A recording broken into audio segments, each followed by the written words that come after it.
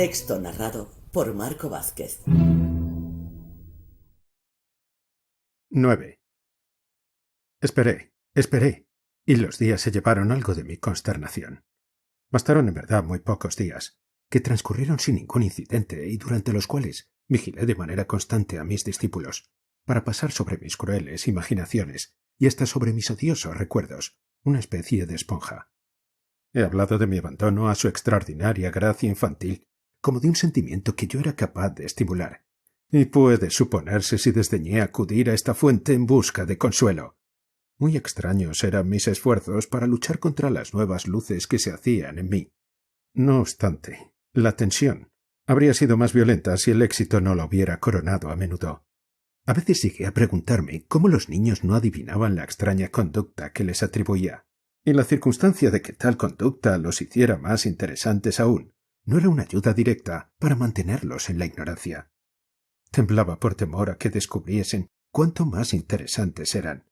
Había momentos en que los estrechaba contra mi corazón, llevada por un impulso irresistible, e inmediatamente me decía: ¿qué pensarán de ese ademán? ¿No me traiciona demasiado?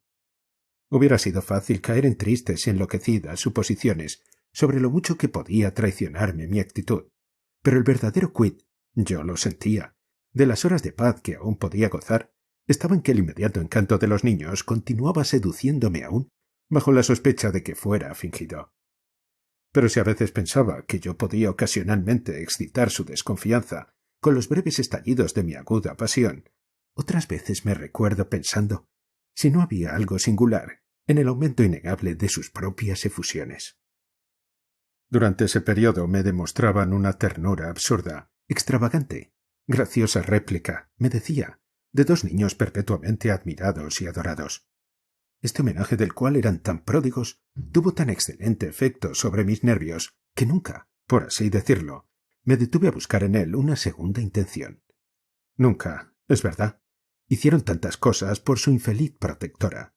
Quiero decir, fuera de estudiar cada vez mejor sus lecciones, lo que más podía agradarla, naturalmente, en el sentido de distraerla, divertirla, sorprenderla, leyéndole páginas y páginas, contándole historias, poniéndole charadas, saltando sobre ella disfrazados de animales o personajes históricos, y sobre todo, dejándola atónita por los pasajes que habían aprendido de memoria y en secreto y que podían recitar interminablemente.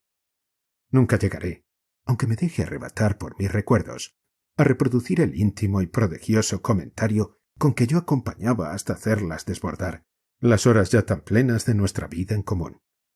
Desde el principio había demostrado una facilidad para todo, una disposición general, que daba frutos notables a cada nuevo impulso. Hacían sus pequeños deberes como si los amaran, y se permitían, por el mero placer de ejercitar sus dotes, pequeños milagros de memoria que yo no les había impuesto. No sólo tigres y romanos surgían ante mí, sino personajes de Shakespeare, astrónomos, navegantes. El caso era tan singular que motivó en gran parte, sin duda, un estado de ánimo que todavía ahora no puedo explicar de otra manera. Aludo a mi anormal despreocupación respecto al futuro colegio de Miles. Recuerdo que por el momento me contenté en dejar a un lado ese asunto, y ello debió de contribuir la impresión que me daban sus muestras perpetuas y asombrosas de inteligencia. Era demasiado inteligente para que pudiese perjudicarle una mediocre institutriz, la modesta hija de un pastor, y el más extraño, si no el más brillante, de los hilos de la tapicería mental a que me refiero, era la impresión que había tenido, si hubiera osado recapacitar en ello, de que Miles estaba bajo alguna influencia que operaba como un tremendo estimulante de su joven vida intelectual. Con todo, si era fácil admitir que un niño como ese podía demorar impunemente su regreso al colegio, era evidente, asimismo, que echar del colegio a un niño como ese constituía un misterio insondable. Agrego que yo, en su compañía, y tenía cuidado de no dejarlo nunca solo, no podía seguir ninguna pista por mucho tiempo. Vivíamos en un torbellino de música y ternura y éxitos y representaciones teatrales. Era notable la musicalidad de ambos niños, pero el mayor, sobre todo, tenía el don maravilloso de recordar y repetir lo que había escuchado. El piano de la sala de estudio irrumpía en fantásticas rapsodias, y cuando cesaba la música, se confabulaba en los rincones y uno de ellos desaparecía de la sala, en el colmo de la animación, para hacer una entrada representando algo nuevo. Yo había tenido hermanos, y no me asombraba que las niñetas fueran esclavas idólatras de los varones. Lo que estaba más allá de todo lo imaginable era que un niño demostrara tan fina consideración por una edad, un sexo y una inteligencia inferiores. Estaban extraordinariamente unidos, y decir que jamás se disputaban ni se quejaban el uno del otro es hacer una bien grosera alabanza de su dulzura. A veces, sin embargo, cuando me dejaba arrastrar a cierta vulgar suspicacia, creía descubrir entre ellos pequeños entendimientos después de los cuales uno me tenía ocupada mientras el otro conseguía escaparse. Hay un lado naif, supongo, en toda relación diplomática, pero si mis discípulos se permitían jugar conmigo, era seguramente con el mínimo de violencia. Por otro lado, surgió la violencia, súbitamente, después de la calma. Vacilo realmente en seguir adelante, pero necesito sumergirme en el horror. Al continuar el relato de lo que Emblí era odioso, no solo pongo a prueba la más generosa de las confianzas, eso importa poco, sino que también, y esta es otra cuestión, revivo mi antiguo sufrimiento, emprendo de nuevo mi angustiosa ruta hasta su término. Bruscamente llegó una hora después de la cual, al volver la cabeza, la historia entera me parece no ser otra cosa que sufrimiento, pero al fin, he alcanzado el fondo del asunto, y continuar avanzando es, sin duda alguna, el camino más corto para dejarla atrás. Una noche, sin que nadie me condujera o preparara a ello, sentí pasar por mi rostro el frío aliento de la impresión que tuve la noche de mi llegada, y que, mucho más leve entonces, como dije, no me habría dejado ningún recuerdo si hubiese sido menos agitada mi subsecuente estancia. No me había acostado aún y estaba sentada, leyendo a la luz de 2 candeleros. En Bly había un cuarto lleno de viejos libros, entre ellos algunas novelas del siglo XVIII, harto célebres para que fuese imposible poner en duda su mala reputación, pero no lo bastante para impedir que algún ejemplar desparejo hubiese alcanzado mi lejano retiro, suscitando la confesada curiosidad de mi juventud. El libro que tenía entre manos era Amelia, de Fielding, y yo estaba, recuerdo, completamente despierta. Recuerdo, además, haber tenido la vaga noción de que era horriblemente tarde y al mismo tiempo haberme resistido a mirar el reloj. Evoco, finalmente, las blancas cortinas que envolvían, a la moda de entonces, la cabecera del pequeño lecho de Flora, destinadas a proteger, como ya había podido cerciorarme, la perfecta tranquilidad de su sueño infantil. En suma, recuerdo que, pese a encontrarme profundamente interesada en mi novela, me sorprendí en un momento dado, al dar la vuelta a una página y habiendo perdido el hilo de la historia, levantando los ojos del libro y fijándolos intensamente en la puerta del dormitorio. Escuché un momento con la débil sensación que tuve, la primera noche, de que había algo indefinidamente activo en la casa, percibiendo, a través de la ventana abierta, la suave brisa que agitaba el cortinaje a medio correr. Después, dando muestras de una fría deliberación, que habría parecido magnífica si alguien hubiese podido admirarla, dejé el libro, me levanté, tomé una de las velas, salí resueltamente del dormitorio y desde el pasillo, apenas iluminado por mi vela, cerré con llave, muy despacio, la puerta tras de mí.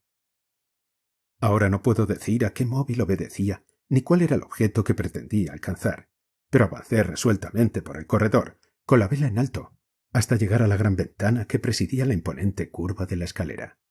Entonces, de improviso, percibí 3 circunstancias. Fueron prácticamente simultáneas, aunque sus destellos se sucedieran. A consecuencia de un brusco movimiento, la vela se apagó, y advertí, por la ventana desprovista de visillos, que la grisácea claridad del día naciente la había hecho innecesaria. Sin ella, un instante después, pude ver una forma humana en la escalera.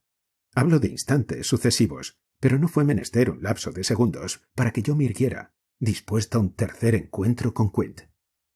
La aparición había alcanzado el rellano que dividía en 2 la escalera, y estaba, por lo tanto, en el lugar más próximo a la ventana, cuando al verme se detuvo, y me observó exactamente como me había observado desde la torre y desde el jardín. Me conocía tan bien como yo lo conocía, y allí, en el frío y desfalleciente crepúsculo matinal, entre 2 resplandores, el alto resplandor de la ventana y el reflejado más abajo, sobre el piso de la lustrosa escalera de roble, Nos encaramos con mutua intensidad. En esta ocasión era, por completo, una viva, detestable, peligrosa presencia. Pero no era este el asombro de los asombros. Este rango eminente lo reservo a una muy otra circunstancia. La circunstancia de que el espanto me había abandonado y de que nada había en mí que no afrontara y midiera al enemigo. Muchas angustias he padecido después de ese momento extraordinario, pero, gracias a Dios, nunca más tuve miedo. Y él lo supo. Al cabo de un instante poseí la magnífica certidumbre de mi falta de terror. Comprendí con impetuosa e indestructible confianza que si pudiese mantener un minuto en mi sitio a Quinn, cesaría de infundirme espanto, por un tiempo. Y de hecho, durante ese minuto, nuestro encuentro fue tan humano y odioso como un encuentro real. Odioso, justamente, porque era humano, tan humano como encontrarse a solas, a esa hora del amanecer, en una casa dormida, con un enemigo, o un aventurero, o un malhechor. El mortal silencio de nuestra prolongada y cercana contemplación daba al horror entero, monstruoso como era, su única nota sobrenatural. Si hubiese encontrado a un asesino en semejante sitio y a semejante hora, habría hablado con él al menos. En la vida, algo habría sucedido entre nosotros. Si nada hubiese sucedido, alguno de nosotros habría hecho un movimiento. El instante se prolongó hasta tal punto que poco faltó para que yo empezara a dudar si estaba viva. Solo puedo expresar lo que siguió, diciendo que el silencio mismo, que atestiguaba en cierta forma mi energía, se convirtió en el elemento dentro del cual vi a la figura desaparecer, dentro del cual la vi definitivamente volverse, como hubiera visto al miserable, a quien había pertenecido, volverse a recibir una orden, y después, con mis ojos fijos en la villana espalda, que ninguna jiba hubiese podido desfigurar más aún, lo vi descender los peldaños y hundirse en la sombra en que se perdía la curva de la escalera.